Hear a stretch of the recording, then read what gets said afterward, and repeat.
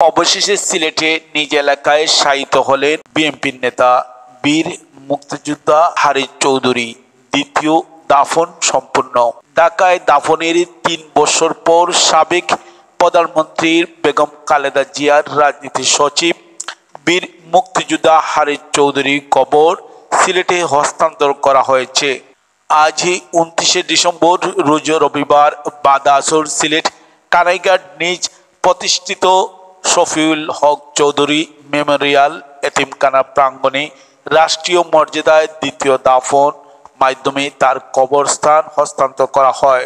এর আগে হারিছ চৌধুরী মরদেহ সিলেটে মহানগরী শাহিদগাহ মাঠে বাদ জোহর জানাজা অনুষ্ঠিত হয়। সমাবেশে বক্তব্য রাখেন মেক্সিকো রাষ্ট্রদূত মুশফিকুল ফজল আনসারি ও হারিছ চৌধুরী ব্যারিস্টার সামিয়া তানভীর চৌধুরী। এ সময় হারিছ চৌধুরীর বর্ণাঢ্য জীবনের স্মৃতিচারণ করা হয়। জানাজায় উপস্থিত ছিলেন চেয়ারপারসনের উপদেষ্টা ডক্টর এনামুল হক চৌধুরী, বিএনপির কেন্দ্রীয় সাংগঠনিক সম্পাদক মিফতা সিদ্দিকী, মহানগর বিএনপির ভারপ্রাপ্ত সভাপতি রেজাউল হাসান কয়েস লুদি, সিলেট মহানগর বিএনপির সাধারণ সম্পাদক এমদাদ আহমদ চৌধুরী, জেলা বিএনপির সাধারণ সম্পাদক অ্যাডভোকেট এমরান আহমদ চৌধুরী, বিএনপির নির্বাহী কমিটির ক্ষুদ্র ঋণ বিষয় সম্পাদক, সিলেট জেলা জাতীয়তাবাদী মুক্তিযোদ্ধা দলের আহ্বায়ক বীর মুক্তিযোদ্ধা আব্দুর রাজ্জাক, সিলেট মহানগর বিএনপির সাবেক সহসভাপতি সালেহ আহমদ খসরু, মহানগর বিএনপির সাবেক সাধারণ সম্পাদক বদরুজ্জামান সেলিম। জানা যায় গত শনিবার দিবাগত রাত ২:৩০টার দিকে অ্যাম্বুলেন্স যোগে হারিছ চৌধুরীর মরদেহ নিয়ে সিলেটের উদ্দেশ্যে রওনা দেন মেয়ে ও স্বজনরা।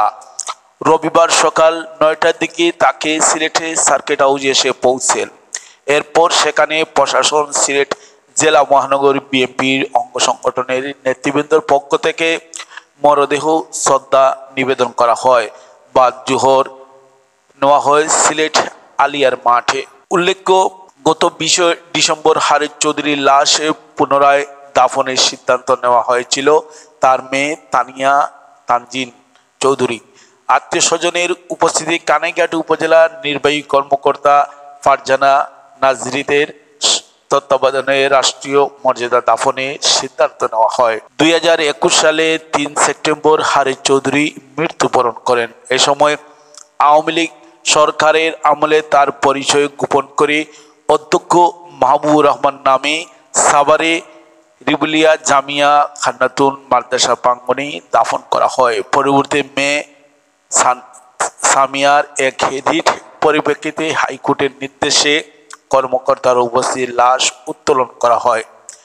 লাশ তোলার পর ডিএনএ পরীক্ষা শেষে সিআইডি নমুনা সংগ্রহ করে ঢাকা মেডিকেল কলেজ হাসপাতালের মর্গে রাখা হয়। পরবর্তী ডিএনএ টেস্টে লাশটি হারিছ চৌধুরীর নিশ্চিত হওয়ার পর পরিবারের পক্ষ থেকে সিলেটে দাফনের উদ্যোগ নেওয়া হলে সেই লাশটি অবশেষে ৩ বছর পর আবার পুনরায় এসে সিলেটে নিজ বাড়িতে শায়িত হলেন বিএনপির নেতা বীর মুক্তিযোদ্ধা হারিছ চৌধুরী।